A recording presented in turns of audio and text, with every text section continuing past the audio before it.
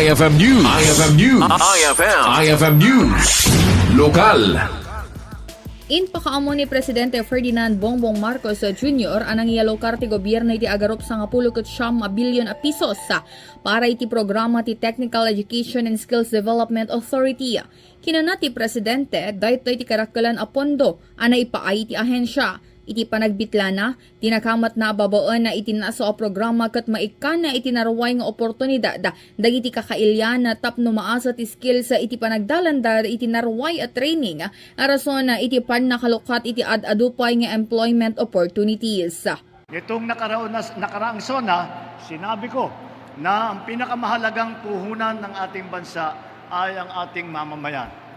Kapag namumuhunan tayo sa kakayahan ng Pilipino, namumuhunan tayo sa mas matatag na pamilya, mas masiglang ekonomiya, mas magandang kinabukasan ng bansa.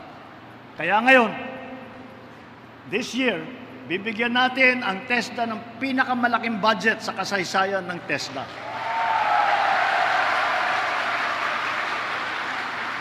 Halos 19 bilyong piso, 19 billion pesos ang inilaan natin para sa scholarship program upang mas marami pang Pilipino magkaroon ng pagkakataon, matuto at magkaroon ng magandang hanap buhay kagaya ng ating mga graduate ngayon.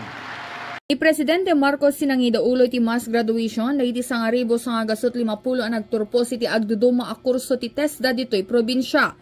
May naig itiray ito'y mangnamnamay ti Presidente nga adupay Pilipino ti manggundaway karay ti programa ti gobyerno para iti napinpinta sa amasakbayan. Para iti IFM News, Idol Bernadette Toledo, Tatak, IFM. IFM News. IFM News.